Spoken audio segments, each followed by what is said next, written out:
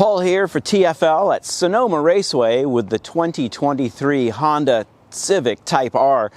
This car has always been one of my favorites. It's actually kind of the car that converted me from sort of being a front-wheel drive hater into a front-wheel drive liker.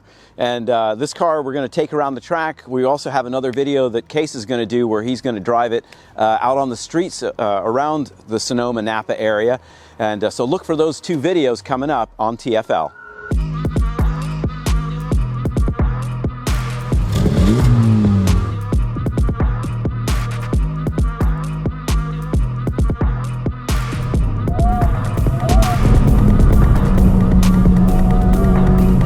So under the hood, we've got the 2-liter turbocharged 4-cylinder, of course, that Honda has been known for in the Type R for quite some time.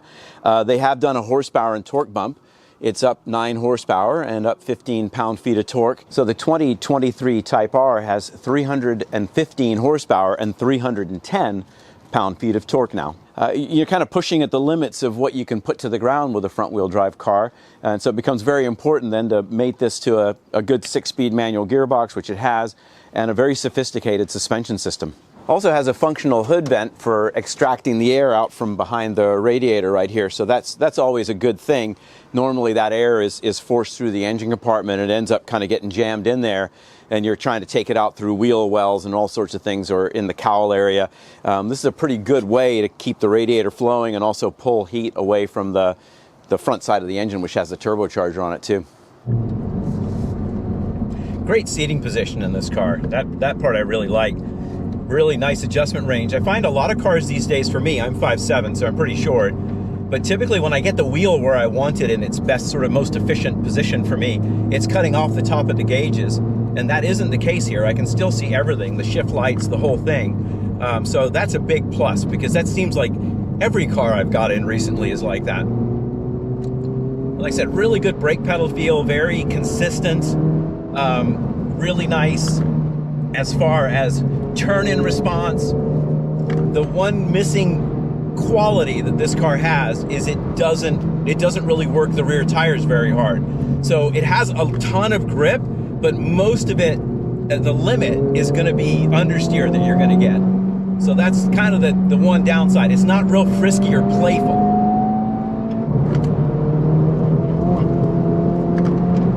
And it's stiff, man. It just bounces around. It's kind of crazy how stiff it is. I mean, almost like, am I actually, bouncing on the tire?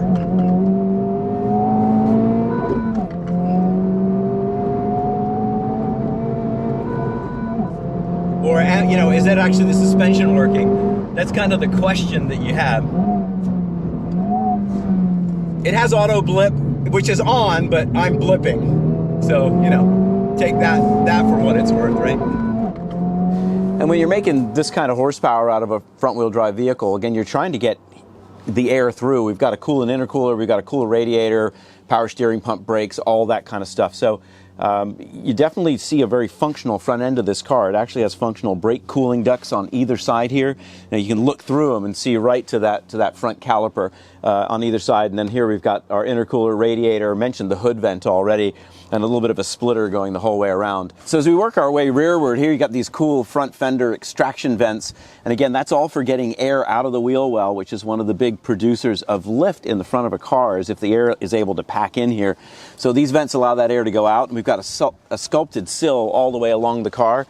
Again, a nice little lip to kind of kick the air out past the rear wheel there, and all of that flows into a nice little diffuser that's on the rear of the car too, and these very cool looking triple tailpipes on the car. And then looking, one thing we're used to with the Type R was it always had these, well, especially recently, it had kind of overdone aerodynamics on the car. It was very boy racer, quote unquote. Now they're talking much more functional, much more tame, much less of something that's more aesthetic. And one of the things I really liked that they said was the rear wing provides, here's the word they chose, sufficient downforce. It sounds like Rolls-Royce when they talk about their engines having adequate power. So that's kind of cool, but a rear wing's very important on a car like this, and you can tell it is very much sculpted to meet the air coming down the hatchback on the new Type R.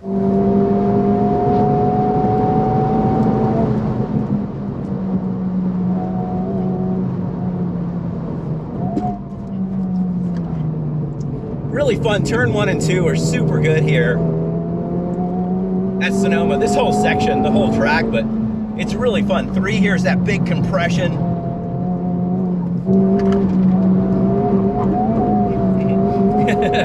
I'm actually getting it hopping just over there. That was kind of fun, actually.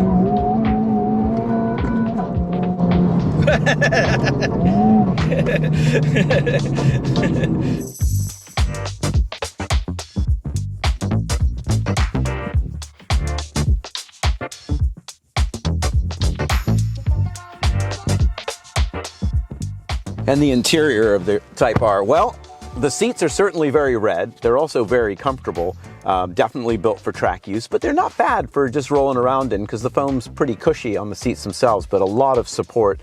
And definitely you need that for how much cornering force you can build with these Michelin Pilot 4S's. Again, a big 265 tire in this car and optional Cup 2s that you can have on it as well. It is very driver focused inside. We have the, sort of almost famous Honda manual shifter and even shift knob. The design of this thing has been sort of perfected over the years, and indeed it's a very light, you might even say it's almost too light in the way its action is, but it's very precise at the same time, so you can really slot the gears quite quickly with very little effort. But it's just not one of those shifters that you're jamming from one gear to the next. It's more of a finesse shifter, and it just, you're doing it with your fingertips, not with a big strong grip. Or maybe even this sometimes too, right, to get 4th gear. And then the steering wheel, great seating position. You've got a tilt and telescope adjustable wheel on the car, which again is nice in this price point. And then a really good set of displays. We've got our gauges that are, you can configure in multiple different ways. You've also got a very nice layout for the interior of the car, where it goes from red to being very black all the way around. So, you've got red seats, red floor mats, but then everything else, headliner, door panels, dash, all of that is all just purely black on this car. And again, they're saying that's part of the driver-focused feel. And the cool little hexagons here reminds me of driving Lamborghinis a few weeks ago. So it's got a pretty cool performance monitor on this car where you can do some neat stuff. So they call it Log-R, and so it's a data acquisition system and also a data display system. So it does record, but also shows you what you're doing. So here's just a simple page. It's a bunch of gauges, but it even has stuff like air intake temperature and stuff like that. So it's actually pretty critical for a turbocharged car on the track. So when you get into this Track R mode, you can go in and now this is showing G-force for each individual tire on the car. That's pretty cool, pretty unique. And then the summary of the actual G and these friction circle graphs. Not only is this car very track focused in the way they engineered it, but it's also very track focused in the way that they've actually set up the data acquisition for the car, where this is more sophisticated and stuff that I see in cars that cost many times more. The rear suspension on the Type R is a multi-link. They haven't talked much about chassis stiffness in this car. It does feel quite stiff, and the suspension, which is adjustable when you go from Type R to comfort mode, there's a big step in between those as far as compliance. The car is borderline really stiff. It's almost too stiff around Sonoma Raceway, which does have some frost heaves and things in it. And you can actually probably make as good a lap time and do it as easily in comfort mode. And it's something you notice with these cars. They just have this ability now with the tires, the grip they have because of the size of the tire, the compound of the tire, and what tires can do these days. These things are generating some serious performance numbers. So one of the things I've been talking about with this car, especially in comparison with the Hyundai and the N version of the Hyundais, is it has more understeer in it. The car is less lively. And one of the cool things I got to do today that helped explain that was I did a hot lap around the track with the project chief for this car. So the guy that did the NSXR, basically all the Type Rs, all of the high performance Hondas and Acuras, and I got to ride with him around the track. And he definitely likes understeer. He's very good at it. He keeps the car really tidy and sitting right at the edge of understeer, and he drives it around the track like that, and he's very quick. And that's just different, right? And so I just wanted to point that out. For me, I like to actually point the car a little bit more at the entry of the corner. I like to trail brake and rotate the car and have the rear end be a little bit more mobile, especially in a front-wheel drive car. And so getting that lap around the track, total explanation of why the car feels the way it does and why it compares the way it does to the other cars it's competing against. It all comes down, in many cases, to one guy's preferences. And in this case, the large project leader for this car, he likes a car with a more sort of positive front end and a stuck back end. So remember, if you want to see all the other features and benefits of this car, the rear seat room, the hatchback, and the street driving stuff, check out Case's video that he's doing on the street characteristics and what this car is like to own as a daily driver. Me, though, I'm the track guy, so what do I think? Well, I was here about a year ago testing the Hyundai N's, and those cars were super impressive. As a matter of fact, drove on a lot of the same roads and on the same track. And how does the Type R compare? Because I feel that's its most direct competitor. To me, this car has a little bit more grip and a little bit more performance because it has a bigger tire, it has more horsepower. It's got quite a bit more horsepower, actually. The big difference, though, to me, is that the Hyundai is a bit more fun, if that's okay to say, because that car is more neutral. So you end up with the rear end kind of able to trail brake it in.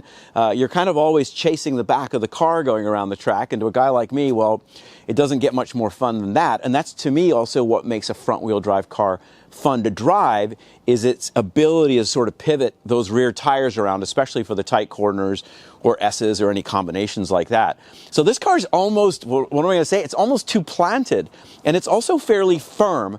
I feel that the ends also have a little bit more compliance, and that was more something I felt on the track and also on some really bumpy back roads that we were driving on. So kind of pick your poison here. I think they're both really, really good cars. They're both really fun to drive and both staggeringly impressive for what you get at their price point. But they have a different feel to them. So you got to decide whether you want the button down, you know, probably quicker lap time that comes out of this thing, or you want the friskier, more fun, you know, playful Hyundai N cars. So two really neat cars. And the elephant in the room for me is that I like these cars a lot, but I live in Colorado. And so neither of these make it up my driveway. Even with snow tires on them, they won't do it. It's just too steep. And so the thing I've always wanted, always from one of these cars, is that one day they make them all-wheel drive and put a nice slick little all-wheel drive system on there and give us that ability to drive it in all seasons, and also create an ability to put more horsepower to the ground as well, so the horsepower numbers can keep going up. Right now, they're really at the limit of what you can do with front-wheel drive. Again, super fun, super capable. If you don't need snow performance, hey, these are great choices. This is a fantastic car to drive, really impressive engineering. So go out and buy one. You know, how much longer are we going to be able to own or buy new cars like this? They're saying not very long. So jump on one of these. If you like these cars, this is probably the best Type R that's ever been.